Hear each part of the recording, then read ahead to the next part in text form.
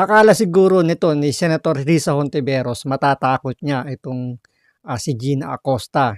Dahil dito parang ginagawa ni Hontiveros parang sinapsayko war niya itong si Gina Acosta at pinapakita niya yung posibleng mangyari kung sakasakaling mapapatunayan daw na mali nga daw po yung paggastos at yung pag-reimburse gamit nga yung confidential funds. Ngayon dito, pinapakita lang dito ni Risa Hontiveros na masyado niyang minamaliit itong mga naging empleyado ni BP Sara.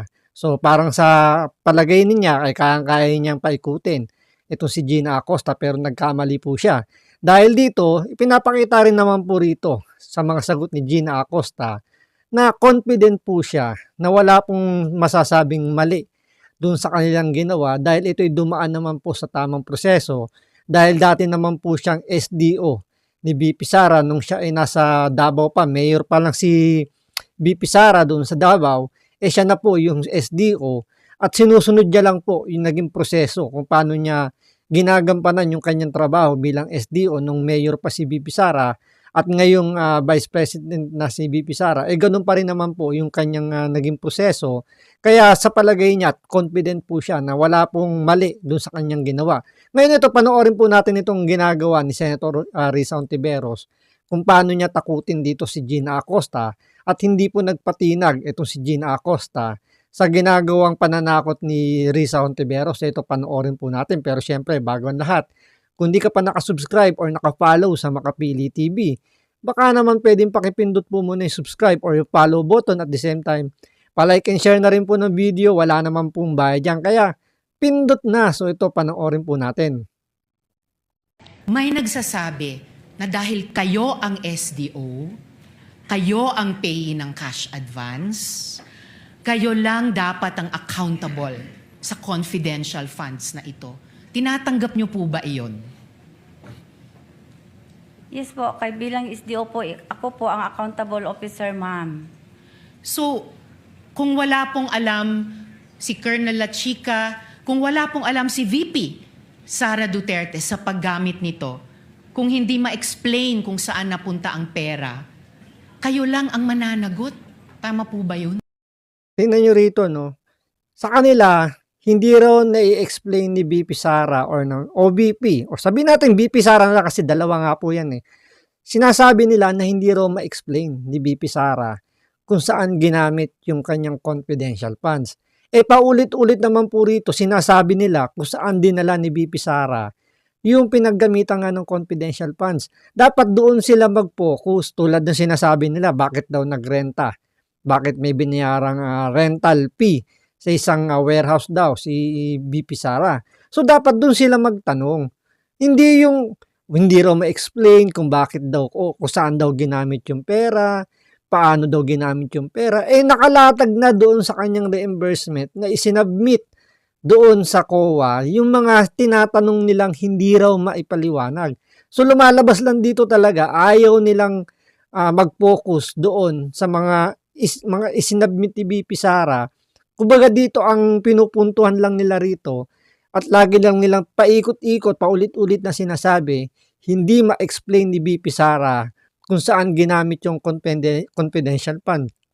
Nagsubmit nga sila sa COA ng reimbursement, di ba? Nagsubmit sila ng liquidation.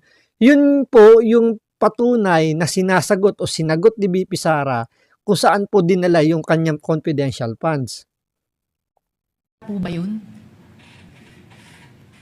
Meron naman pong itinalaga si Vice President, ma'am, na si Colonel La Chica na magiging security officer po, ma'am, na siya po ang mag-implement, ma'am. Kasi wala po akong eksperto, ma'am, kung paano po i-implement ang mga confidential activities po on the ground, ma'am. Miss Gina, wala naman pong implementing officer sa memo circular, wala pong implementing officer sa ibang mga dokumento. Ang importanteng job doon na kayo ang nagpupuno ay accountable officer. Isa punto pa diyan, yung sinasabi nila dapat daw si Gina Acosta yung dapat magbayad. Dapat sa kanya mismo, siya mismo yung mag-aabot ng pera. Tandaan po ninyo, hindi naman totally dapat siya mismo yung mag-abot ng pera kasi nga base nga sa kanyang paulit-ulit na sinasagot kung inyo papansinin, si Colonel La Chica po yung nagtatrabaho po sa grounds at siya po yung may alam kung paano po gumagalaw yung kanilang confidential activity. So, kumbaga, hindi naman necessarily kailangan pumunta si Gina Acosta. Halimbawa, may isang pupuntahan or meron silang sinasurveillance na lugar, hindi naman kailangan si Gina Acosta. Pwede naman niya iutos yun. Ito nga nangyari kay Colonel La Chica. So, Colonel La Chica, siya po yung nagdi-distribute na at meron naman niyang kaukulang mga dokumento na ibinabalik kay Gina Acosta. Kaya nga po nangyari dito, yun po yung binigyan ng audit observation memorandum po ng COA. So, gina-justify pa po ngayon yan ng OVP, ni VP Sara, kung saan ginamit or bakit ganun yung ginawa nilang procedure sa pagbabayad nga po ng mga rewards, ng mga pinagamitan ng confidential funds. Lahat po yun naka-justify pa po at ina-appeal pa po nila sa COA, kumbaga sa COA proper forum, parang ganun, yung isang division ng COA kung saan doon ina-appeal yung mga naging audit observation ng mga COA auditor, kumbaga yung mga primary, yung pinakaunang pag-audit. So, siyempre, pag hindi naman totaling 100% tama po yung mga auditor na nag-audit agad-agad. So, pag binigyan po yan ng COA ng unang mga nag-audit, 'di ba? Pwede pang i-appeal yan ni VP Sara kasi sa palagay nila mali po yung pagkakaintindi. At inamin naman yan ng mga COA auditor na sumalang bilang witness, 'di ba? Na hindi naman sila yung final arbiter na magsasabing mali or guilty si VP Sara doon sa misuse ng confidential funds. Sinasabi nila na yung pwede pa pong inilang i-appeal doon sa COA proper para mas maipaliwanag po nila kung saan or paano po nila ginamit yung mga confidential funds na nasita doon sa audit observation. So, okay lang po ba yon na kung may mapatunayang ibang nagkasala, kayo ang mapaparusahan para doon? Ibig sabihin, ma'am, kung may mga mali po doon, sa akin po ang responsibilidad na accountable po. Sa akin po. Kapag may mali doon, kanina sinabi nyo si VP Sara ang nagdesisyon na i-withdraw ang in cash ang total over 4 quarters ng 500 million pesos. Kanina sinabi nyo na si VP Sara ang nagdesisyon kanino ito ibibigay, si Colonel La Chica.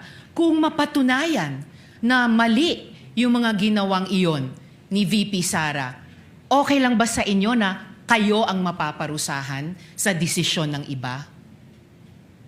Kasi ako po ang accountable officer, ma'am. So okay lang po sa inyo, kayo po ang sasalo ng sisi ng iba. Kindly wind up, Senator John Winding Rizzo. up, Mr. President. Ko tinanong noon, sagot ko, ba't naman po ako ang sasagot? O kaya, opo, ako ang magiging accountable kasi sa akin po dadaan yung mga reimbursement. So, since inutos nga sa akin ni VP Sara na ibigay po doon, siyempre may mga kaakibat yan ng mga requirements or mga dokumento na kailangan ibalik ni Colonel La Chica for reimbursement.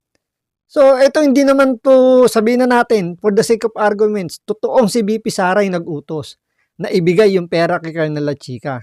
May mali po ba doon?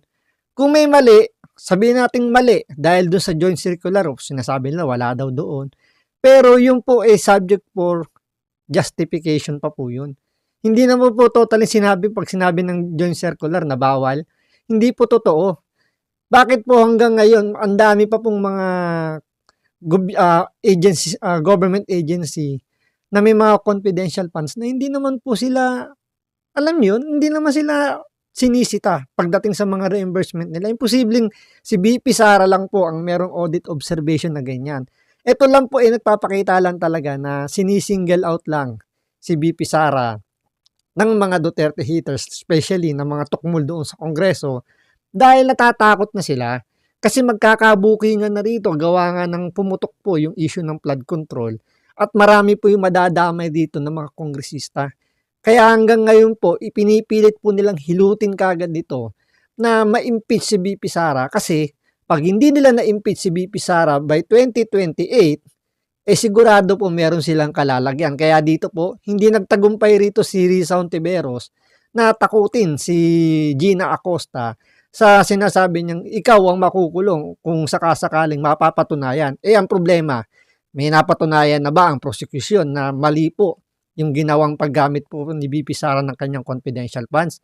So paki-comment down below po kung may nakita na po kayong mali na sinabi or meron na po bang napatunayan yung prosecution na mali nga po yung pagkakagastos po ng confidential funds si VP Sara.